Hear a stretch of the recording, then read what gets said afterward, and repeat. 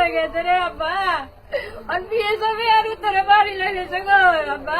তুই নদীর গুলে তারে বা বুঝতে আরেকজনের ভাই আর তারেকজনের ভাই তাই খবর ছিলেন রে বাবু।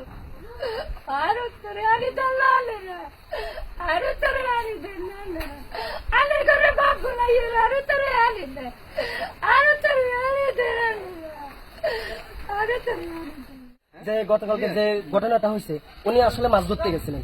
তো ওনারা 3-4 জন ছিলেন। তো ওনারা মাছ ধরতে গেছিল, হঠাৎ করে বিএসএফ আসে ওদের উপরে হামলা চালিয়ে ওদেরকে গুলি করে একজন জায়গা মেরে ফেলছে, আরেকজনকে ওরা নিয়ে গেছে। আরেকজন আহত অবস্থা, গুরুতর আহত অবস্থা আছে। আসলে হলে তো আমাদের বর্ডারের কাছে চলাফেরা এটা আসলে পসিবল নয়। মানে ওরা আমরা যদি মনে করেন যে একটা হাঁস, একটা মুরগি, একটা ছাগল অথবা কোনো কারণে বুলে খেতে হতো দড়ি খুলে বা ইয়াটা খুঁটে তুলে বর্ডারে চলে গেছে, এখন আমরা গরুটা আনতে হবে।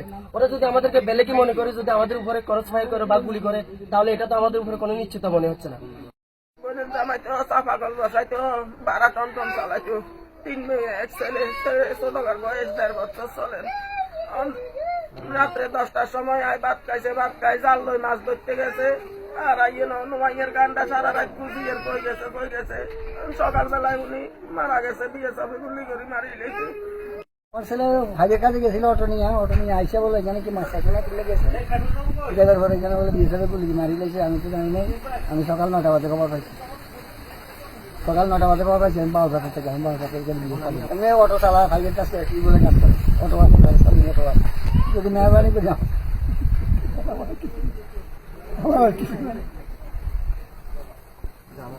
গত রাত্রে এখানে একটা দুর্ঘটনা ঘটেছে। ভারতীয় যে আগ্রাসী বাহিনী এবং তারা বারবারে এই যে সীমান্ত হত্যার বিরুদ্ধে বাংলাদেশ থেকে বারবার বাংলাদেশের জনগণ প্রতিবাদ জানানোর পরেও এই সীমান্তে হত্যা বন্ধ হচ্ছে না এবং তারা অহরহ হত্যা করে যাচ্ছে। গত 2 বছর আগেও এখানে ঠিক এই জায়গাতেই আমাদের এখানে মেজবান নামে একজনকে তারা নির্মমভাবে বাংলাদেশের সীমানায় ঢুকে নির্মমভাবে গুলি করে তারা হত্যা করেছে। আজকেও যে ঘটনা গত রাত্রে ঘটেছে, এখানে আপনার এই যে 4 জনকে তারা গুলি করে হত্যার উদ্দেশ্যে তারা প্রাণঘাতী এখানে গুলি করেছে এবং তারা বাংলাদেশের সীমানার এই যে এখানে দেখা যাচ্ছে প্রায় বাংলাদেশের সীমানার আপনার 200 গজ ভিতরে তারা ফিলার থেকে প্রায় 200 গজ 250 গজ ভিতরে এসে তারা গুলি করে এই যে বাংলাদেশি আমাদের বাষ্পদুয়া গ্রামের এই যে 4 জনকে তারা গুলি করেছে। 2 জন আপনার ইতিমধ্যে নিহত হয়েছে এবং আপনার আর 2 জন এখন আপনার চিকিৎসাধীন অবস্থায় আছে। এটা যাতে বাংলাদেশ সরকারের পক্ষ থেকে যথাযথ আইনি প্রতিকার এবং যে সমস্ত প্রতিকারের ব্যবস্থা আছে আন্তর্জাতিকভাবে সেই ব্যবস্থা নেওয়ার জন্য আমরা সরকারের সংশ্লিষ্ট দপ্তরের কাছে আহ্বান জানাই।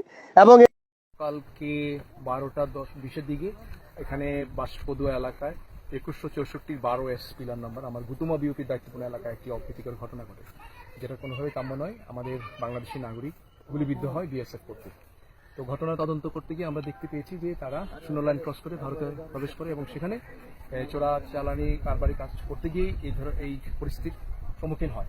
আমরা বিজিবিকে জানিয়েছি, বিএসএফকে জানিয়েছি কেন কিভাবে এই ঘটনা ঘটলো। তারা অধিকতর তদন্ত করে এই বিষয়ে প্রয়োজনীয় ব্যবস্থা গ্রহণ করবে। তবে তারা প্রচুর চোরাচালানি মালামাল সেই স্পট থেকে জব্দ করেছে এবং সেখানে তারা বলেছে রাতের বেলা বাংলাদেশি নাগরিক এবং ভারতীয় চোরা কারবারিরা একসাথে ছিল এবং তাদেরকে নিবৃত করার জন্য বিএসএফ গুলি ছোড়ে, যেটা কোনোভাবেই কাম্য নয়। আমরা আমাদের তরফ থেকে স্ট্রং প্রতিবাদ জানিয়েছি। কোম্পানি কমান্ডার লেভেলে ফ্ল্যাগ মিটিং চলছে এবং অধিনায়ক পর্যায়ে ফ্ল্যাগ মিটিং হবে এবং প্রতিবাদ লিপি প্রেরণ করা হবে। ইতিমধ্যে আপনারা জানেন 3 জন লোক ইনজিউর্ডের মধ্যে একজন উন্নত চিকিৎসার জন্য চট্টগ্রামে আছে, আরেকজন সদর হাসপাতালে গতকালকে রাতে যাওয়ার পথেই মৃত্যুবরণ করে এবং আমরা কিছুক্ষণ আগে জানতে পেরেছি একটা ডেড বডি বেলোনিয়া হাসপাতালে বিএসএফ নিয়ে গিয়েছে এবং পরবর্তীতে আমরা জানতে পারি যে এটা আমাদের বাষ্পদুয়ার লিজন নামে এক যুবকের, তার ছবি পাঠিয়ে তারপরে নিশ্চিত করা হয়েছে।